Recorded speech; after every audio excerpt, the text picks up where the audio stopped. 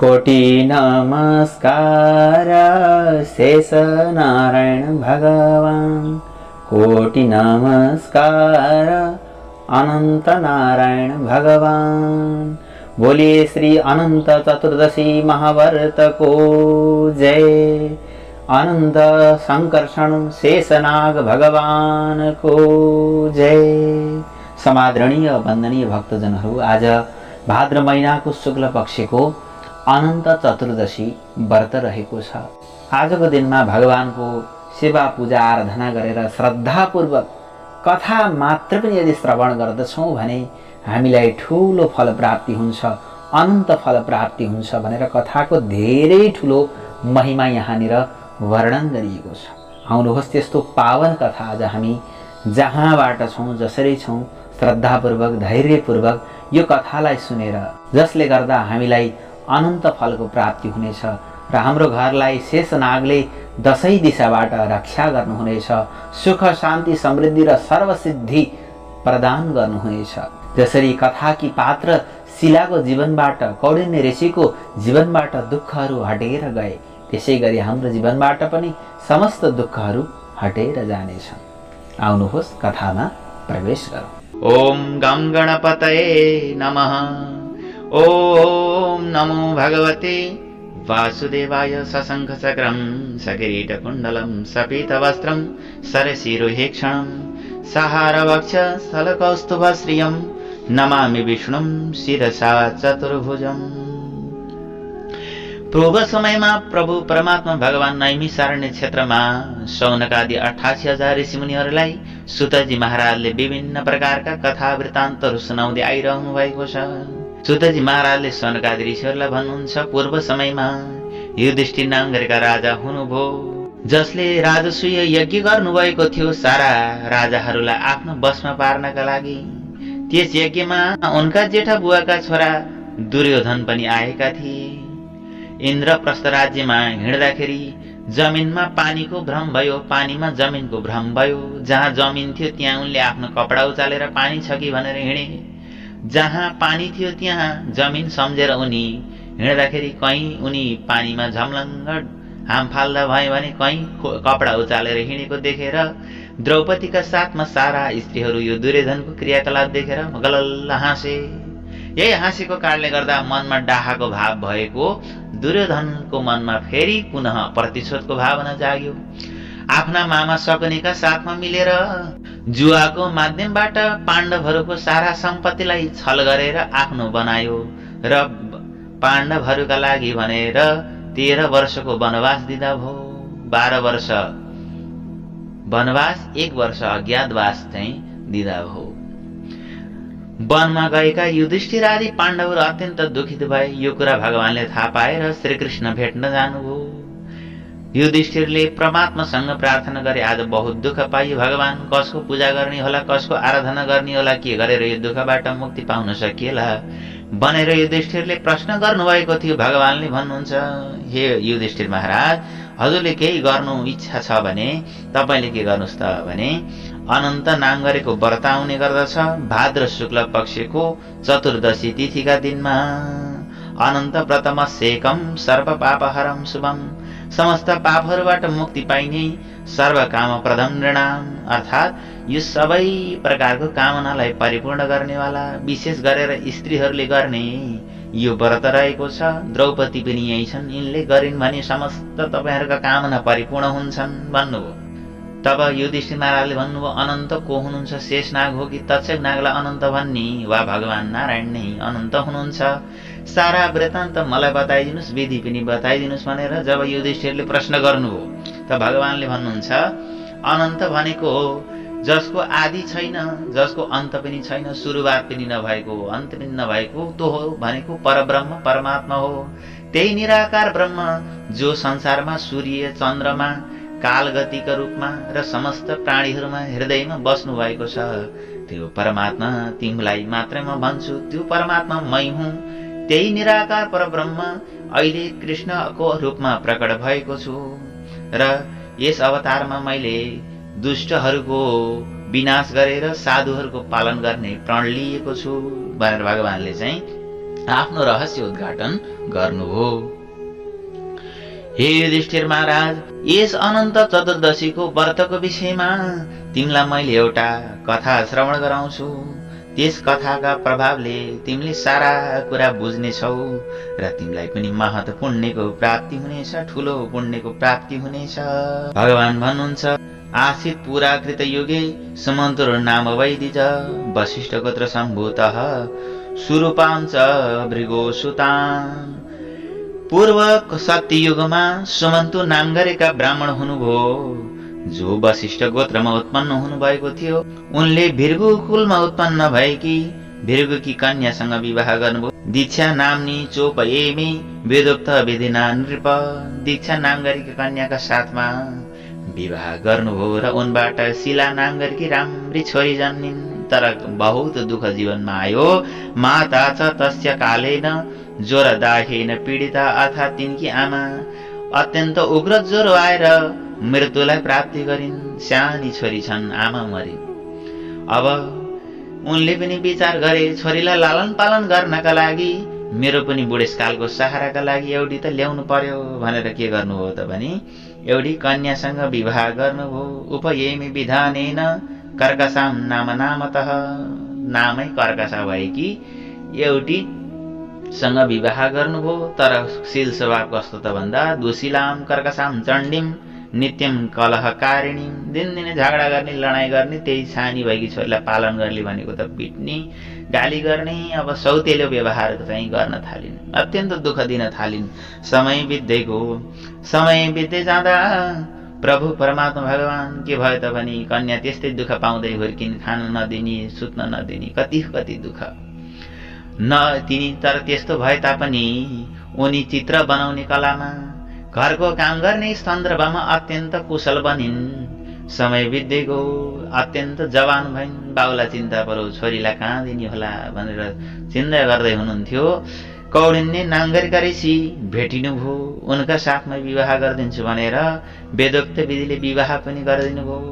विवाह गरेर अब दाइजो साइजो छोराइदिएर दिने पनि चलन छ। अब यत्रो बाटो जान पर्ने, केही खानेकुरा त दिएर पठाउनु पर्यो भन्दाखेरि कर्कशाला भन्नुहुन्छ, हे श्रीमती, छोरीलाई बाटामा खानका लागि केही खानेकुरा देऊ, केही धन पनि देऊ, तिमीले घरको राखन धरान सबै तिमीले गर्ने गरेकी छौ भनेर भन्नुभयो सुमन्तुले। तब कर्कशाले चिडचिडाउँदै, भाँडा बजाउँदै, उफ्रिँदै भन्न थालिन्, के राख्न दिनुभएको छ र?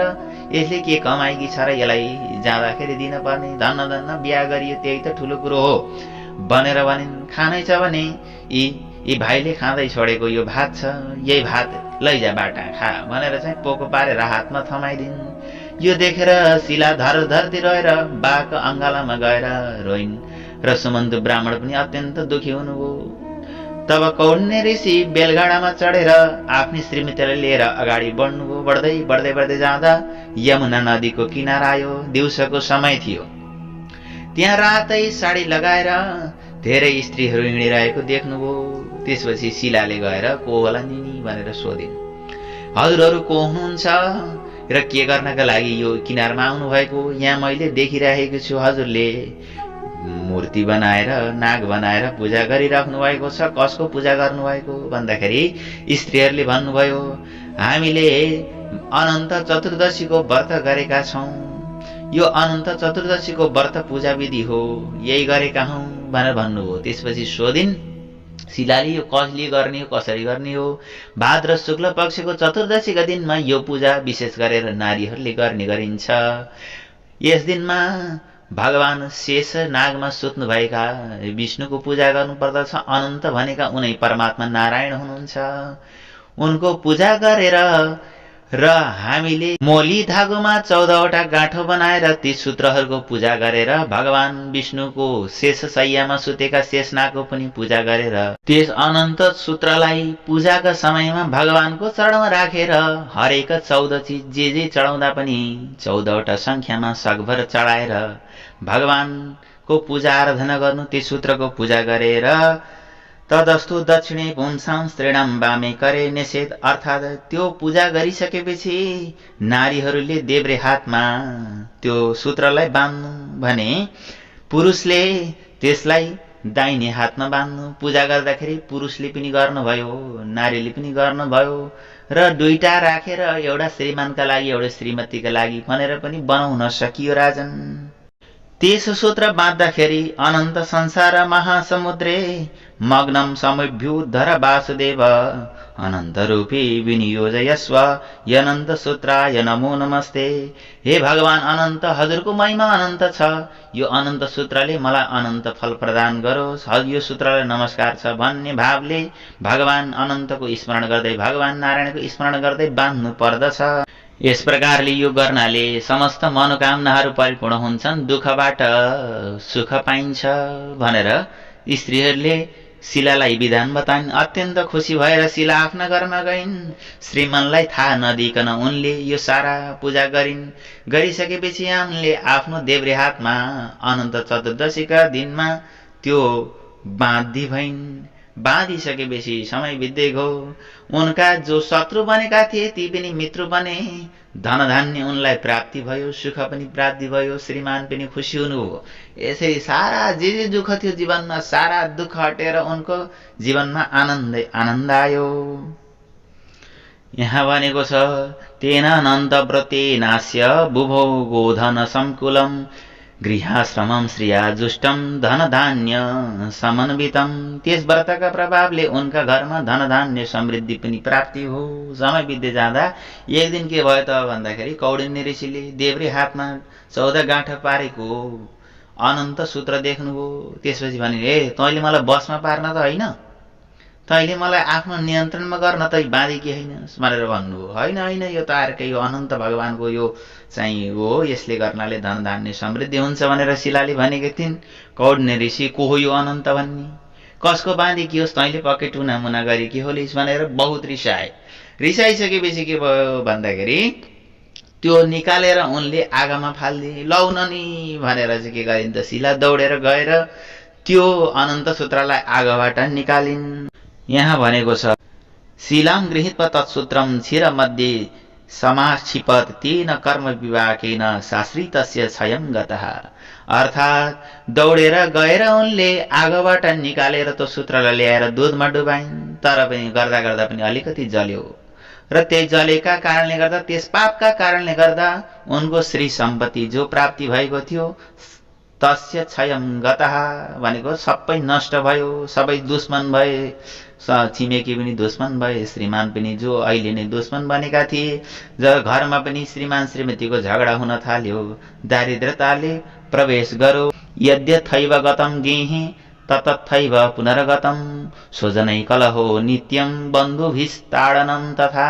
स्वजनै कलहो भनेको आफ्ना मान्छे पनि झगडा हुन थाल्यो भन्यो। अनन्तोक्षेप दोषेण दारिद्र्यं पतितं गृहे। फेरि घरमा दरिद्रता जस्तो पहिला थियो फेरि हुन गयो। र समय बित्दै गइसकेपछि कौडिन्य ऋषि पनि अत्यन्त दुब्ला पातला र अनेक रोगले ग्रसित हुन थाले। त्यसपछि एक दिन श्रीमतीसँग सल्लाह गर्नुभयो। ओहो, हामीलाई यस्तो के दशा लाई पर्यो हो, आज के कारणले गर्दा यस्तो भयो भनेर चाहिँ कौडिन्य ऋषिले पुम्पुरामा हात हाल्नुभयो।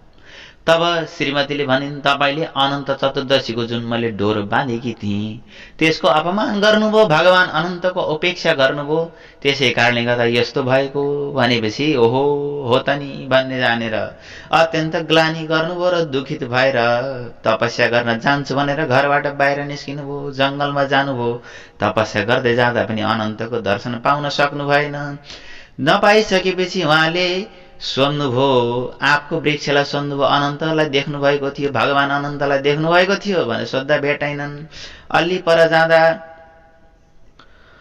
पर गएर गाईलाई सोध्नुभयो, अनन्तलाई देख्नु भएको थियो, देखिन। अलि पर जाँदा दुईटा तलाउ देख्नुभयो जसमा कमलका फूलहरू फुलेका थिए, तिनलाई सोध्नुभयो तर पनि देख्नु भएन। हजुरलाई लाग्ला आँपका वृक्ष पनि बोल्लान्, सत्ययुगको कथा हो। सत्ययुगमा समस्त प्राणीहरू मानिसका भाँति बोल्ने गर्दथे। यो कुरालाई हजुरले जान्नु।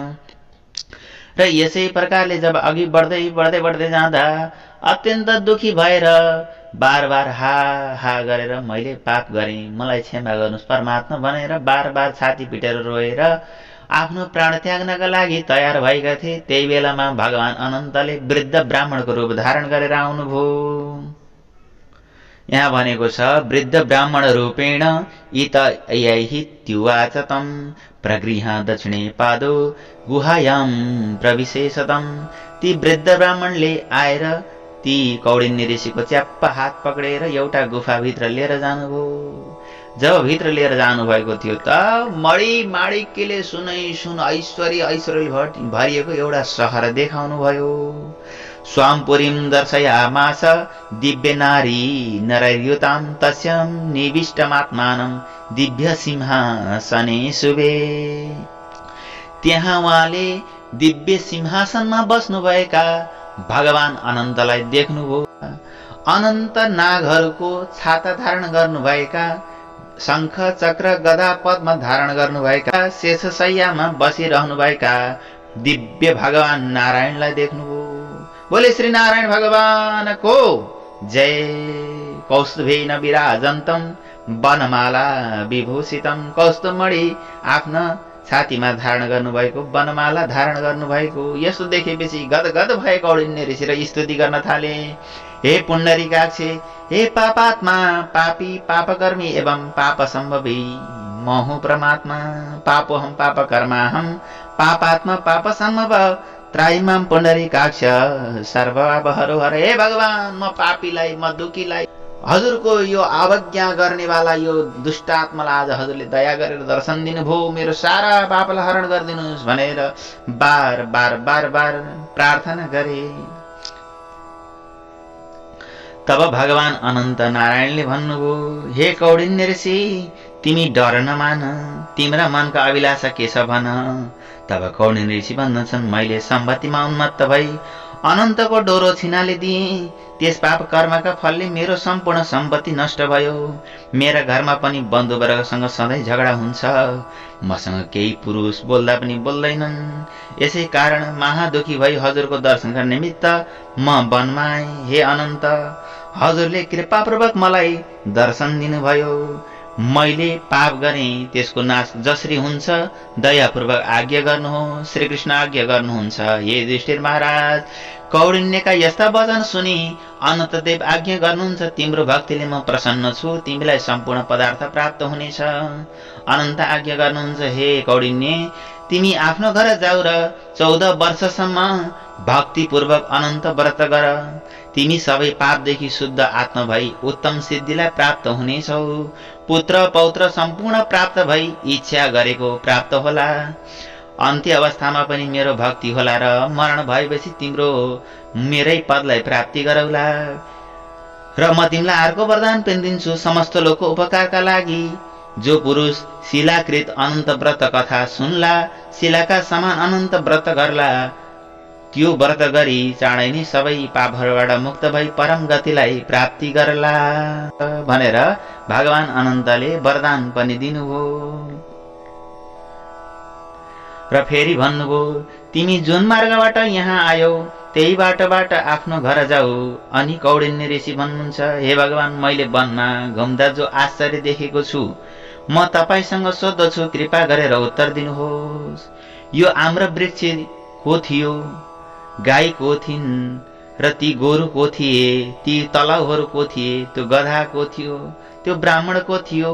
सारा मलाई बताइदिनुहोस्। तब भगवान अनन्त भन्नुहुन्छ, हे कौडिन्य ऋषि, आँपको बुटो भनेको पूर्व समयका विद्वान ब्राह्मण हुन्। उनले विद्यार्थीलाई विद्या ज्ञान दिएनन्, त्यही कारणले गर्दा आज रुख हुन परेको हो।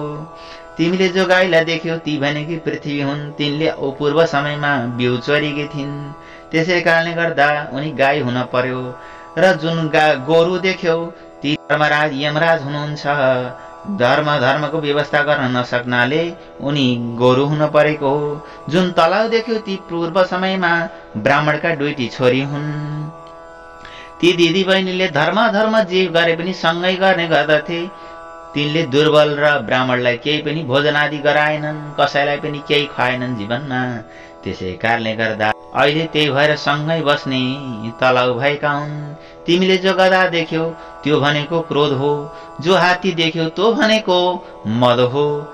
र त्यो जुन वृद्ध ब्राह्मण देख्यौ त्यो म अनन्त नै हुँ। ब्राह्मणो सावनन्तोहम गुह्यम संसार गौहरम भन्नु, अर्थात् त्यो पनि मै हुँ।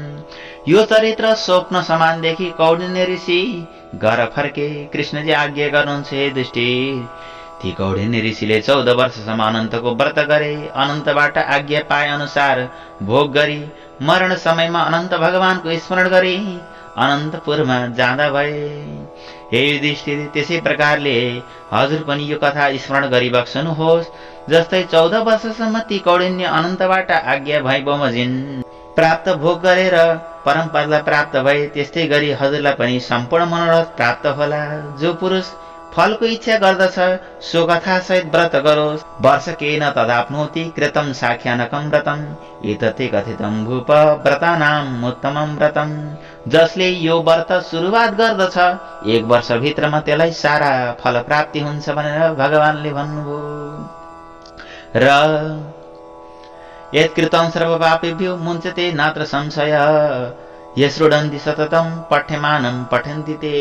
जसले यो कथा सुन्दछ वा सुनाउँदछ त्यसलाई पनि समस्त पापहरूबाट मुक्ति भएर अनन्त चतुर्दशी गरे बराबरको फल प्राप्ति हुन्छ युधिष्ठिर महाराज भन्नुभयो। यसरी मैले तिमीलाई सारा वृत्तान्त बताएँ। डोरो बाँध्न नबिर्सनु, डोरोको अपमान नगर्नु, शेष शय्यामा रहनुभएका भगवान विष्णुको पूजा गर्नु, आराधना गर्नु र यस दिनमा भगवानका कथाहरू सुनेर सके विष्णु सहस्त्र नाम पाठ गर्नु, नसके भगवान विष्णुको सहस्त्र नाम श्रवण गर्नु। यसरी हामीले चाहिँ यो व्रतलाई गर्नु पर्दछ। चतुर्दशीका दिनमा सके नदीको किनारमा नत्र पनि घरमै गर्दा पनि फरक पर्दैन। घरमा पनि हजुरले पहिला चाहिँ हैन भगवान शेषनागको पूजा गर्ने र शेषनागमाथि रहनुभएका भगवान नारायणको जे जस्तो विधिले जानिन्छ भगवानलाई तुलसी पत्र फूलहरू चढाएर चन्दनहरू चढाएर आज अनन्त चतुर्दशीको दिनमा हजुरको आराधना गरे भनेर ओम नमो भगवते वासुदेवाय ओम अनन्ताय नमः भन्दै भगवानका नामहरू लिँदै श्रीकृष्ण गोविन्द हरे मुरारे हे नाथ नारायण वासुदेव भन्दै जे जस्तो जानिएको छ भगवानको पूजा गर्नु र 14 सूत्र भएका 14वटा गाँठो पारेका अनन्त सूत्र भनेर सके आफूलाई पनि सके श्रीमानका लागि पनि बनाउनु। 2टा बनाए पनि हुन्छ। जति घरमा जजनलाई लाग्दिन मन लाउँछ त्यतिवटा हजुरले बनाउन सक्नुहुन्छ। रक्षाबन्धनको धागोमा 14वटा गाँठो पार्यो र त्यसैलाई भगवानको चरणमा राखेर पूजाको समयमा पूजा गर्यो र त्यसै दिन साँझ चाहिँ हजुरले त्यस सूत्रलाई चाहिँ धारण गर्नुहोला र यसलाई 1 वर्ष अर्को चतुर्दशी आउनुभन्दा अगाडि चाहिँ हजुरले त्यहाँ गर्न सक्नुहुन्छ। र त्यहाँ गर्दाखेरि हजुरले फुकालेर चाहिँ अन्न वस्त्रका साथमा एकजना ब्राह्मणलाई चाहिँ यो दान गरिदिनु र उहाँ ब्राह्मणले चाहिँ लगेर कहीँ गङ्गाजीमा कहीँ हैन पवित्र स्थानमा जहाँ नदीहरूमा चाहिँ उहाँले बगाइदिनुहुन्छ। यसरी चाहिँ सिधाका साथमा हजुरले यो पुरानो त्याग्ने नयाँ चाहिँ लगाउने 14 वर्षसम्म गर्नुभयो भने सारा प्रकारका पुण्य हजुरहरूलाई प्राप्ति हुनेछन्। बोले श्री अनंत भगवान को जय, श्री नारायण भगवान को जय, अनंत शेषनाग भगवान को जय, नंद सुनंद आदि पार्षदहरू को जय, लक्ष्मीनारायण भगवान को जय, कथा सुन्ने भक्तहरूको जय, कथा नसुन्ने भक्तहरूको पनि जय।